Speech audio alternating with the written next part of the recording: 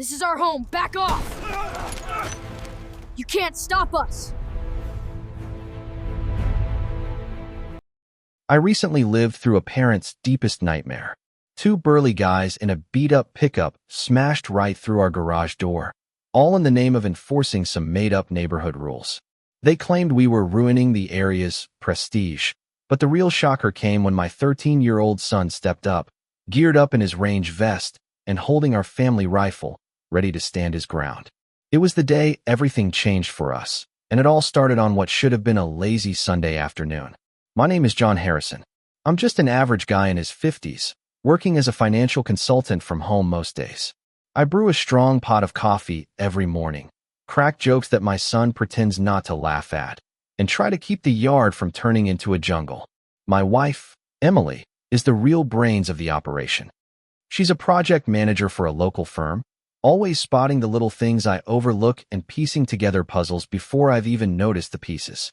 Our boy, Alex, is 13, stuck in that awkward phase where he's still a kid who needs reminders to brush his teeth, but starting to show the makings of a young man with a steady nerve that sometimes makes me wonder who's parenting who.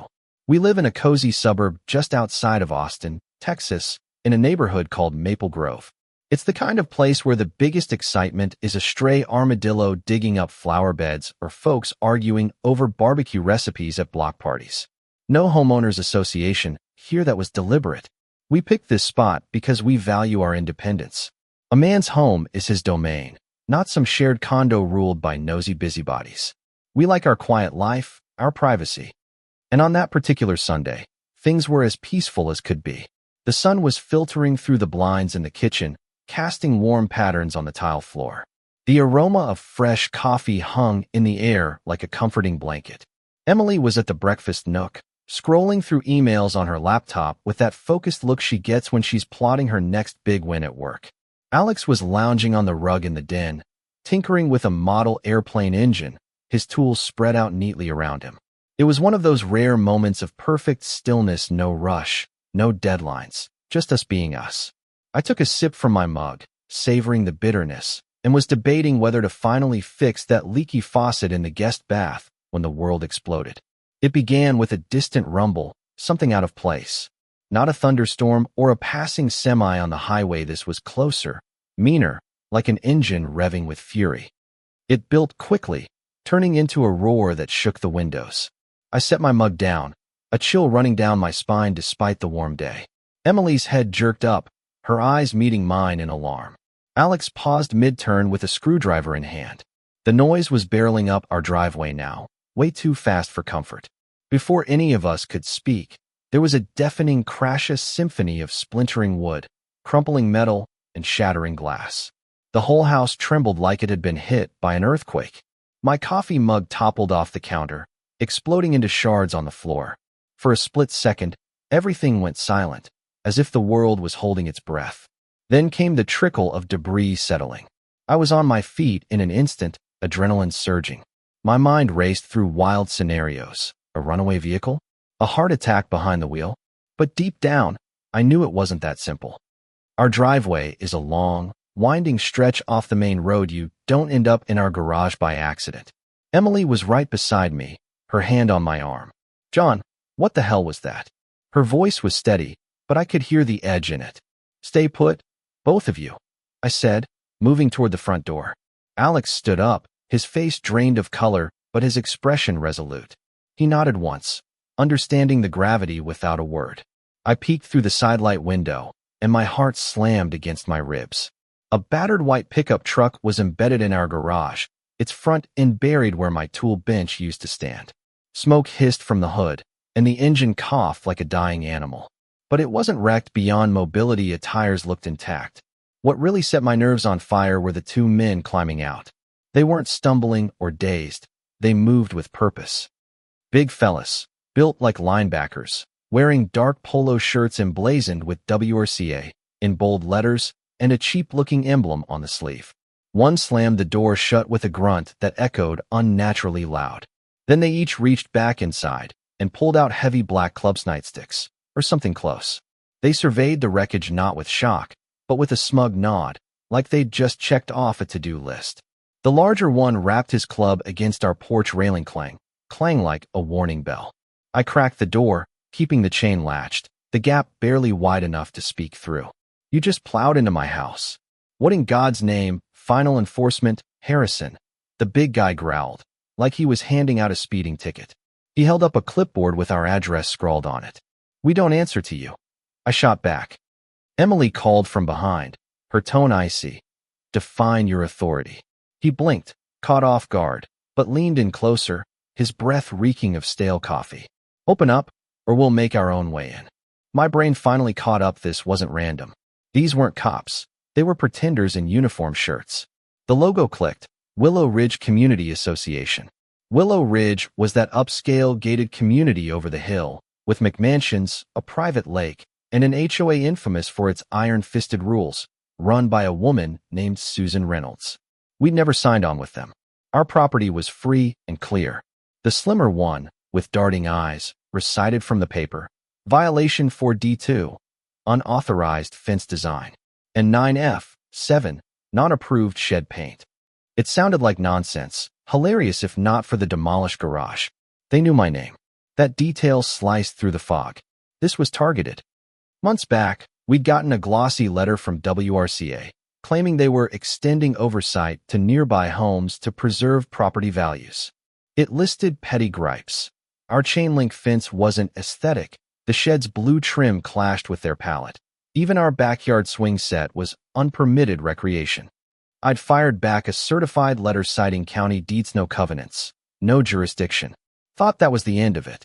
Clearly, I was wrong. Emily whispered urgently. They're trying to bully us, John. But it's working a little. Her voice held more fire than fear. The men advanced on the porch, their boots thumping like drumbeats. The big one pounded the door again, the frame rattling. Last warning, Harrison. We're removing the violations one way or another. He motioned toward the side yard, where our shed stood. With clubs? Were they planning to smash our kids' old play area? This wasn't about rules, it was about control. Susan Reynolds, from what I'd heard at local diners, was a control freak, finding folks for holiday lights too bright, forcing a family to repaint their mailbox because it wasn't neutral. She was a small-time dictator, and now she was gunning for us. A rustle behind me drew my attention. Alex had slipped to the coat closet and returned, not hiding but prepared. He'd thrown on his black tactical vest from our range trips, pockets for mags and gear, looking like lightweight armor now. In his hands, grip firm but muzzle down, was his rifle, a semi-auto AR-15, pieced together legally from a kit. He knew gun safety cold treat every firearm is loaded, never point at what you don't intend to destroy. But seeing my boy like that, in our living room, turned my blood to ice. He didn't say a thing, just positioned himself a few steps back, rifle and low ready. The intruders couldn't see him, but his presence fueled a rage in me. These clowns had forced my son into this. Whatever came next, they'd lit the fuse. I needed to de-escalate, buy time. But first, help. I yanked out my phone. No bars, just no service. Emily checked hers, same. The landline? Dead silence. We were isolated, cut off like in some thriller movie. This was Planeta's siege. Emily jammed a doorstop under the garage access door, and I shoved a heavy chair against it, locking the bolt. She tossed me the car keys. Panic button. I hit it, and our SUV's horn blared outside. The men jumped, heads whipping around. We stayed low, peeking through curtains. A club tapped the siding, testing for entry points. Emily hit the horn again, the house pulsing with noise. The banging shifted to the garage side. They were trying to breach through the wreckage. My mind simplified. Protect family. Get help. Emily noted. The breaker panels in their reef, they flip it. No power, no Wi-Fi, no cams. Alex, I said, turning to him. His face was serious, hands rock steady. Guard the back with Mom. If I yell, barricade in the bathroom. He nodded. No questions. The trust hit hard. Scanning for weapons, I dismissed the fire poker, too unwieldy. This wasn't a brawl, it was strategy. Emily grabbed my sleeve. Look, the mailbox flag's down again. I'd fixed it yesterday. Then she spotted it, a small black device hidden in the bushes by the post, antenna up, green light blinking. A jammer. Proof of premeditation of federal crime. That changed the game. These weren't pros, they were sloppy thugs leaving trails. They're amateurs, Emily said, eyes sharpening. Bullies counting on fear. We had the doorbell cam recording battery backup, caught the crash, their faces, threats. But one angle wasn't enough. Emily eyed the shelf, Alex's drone, a budget model from last birthday. Launched from upstairs, high over the trees.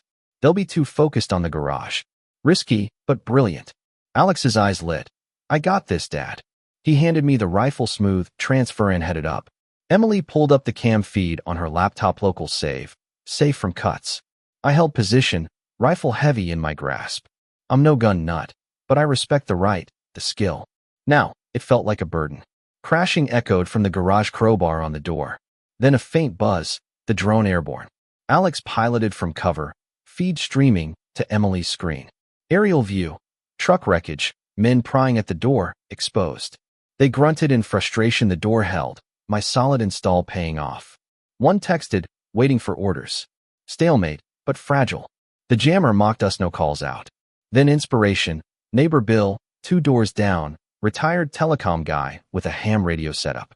Antennas galore in his yard. He'd board us at cookouts with tales of chatting across oceans. The last line, when grids fail, he'd say. Bill's radio, I said. Emily frowned.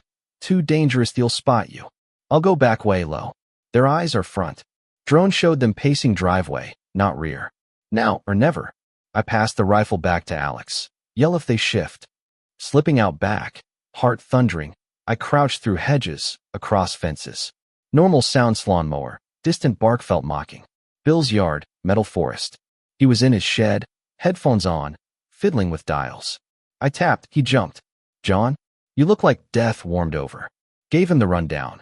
Crash, thugs, jammer. His eyes narrowed, engineer mode. Jammers fed territory. Let's hit the repeater. He keyed the mic. Kilo 7 Echo Delta, calling Travis County Dispatch. Static, then K7ED Dispatch. Go ahead. Relief flooded me. Bill relayed. Home invasion, armed suspects, jammer suspected. Dispatch. Units en route, 7 to 9 minutes. Stay secure, no engagement. 9 minutes in age. Bill handed a handheld. Stay tuned. Sneaking back felt longer, shadows lurking. Inside, Emily pale, Alex rifle ready. Banging stopped, ominous. Drone feed. New Aravala glossy black sedan, parked back. Not cops. Men checked phones, nodded renewed vigor. It's her, I realized. Susan Reynolds. The WRCA head, micromanaging from afar. Alex, sun glare on his phone zoom. Emily enhanced. Text clear, enforced now. From the sedan. Smoking gun. Saves made, copies duplicated. Men rammed harder, door splintering. Sirens wailed distant. 2 minutes. Wood groaned. How far would I go? To the end, for them. Sirens swelled. Men froze, panicked, bolted to truck. Tires shredded on spikes, deputies tossed. Sedan reverse blocked by cruisers. Deputies swarmed. Hands up. Goons surrendered. Sedan door opened. Susan Reynolds, pristine suit, face indignant. Misunderstanding, they're my contractors. We stepped out, hands high. Sergeant Ramirez, you Harrison? Family safe. Emily showed laptop. Cam footage, drone video, text screenshot. Deputy found jammer. Evidence piled. Forged papers in truck, all WRCA branded. Susan's facade cracked. I enforce standards. Cuffs clicked.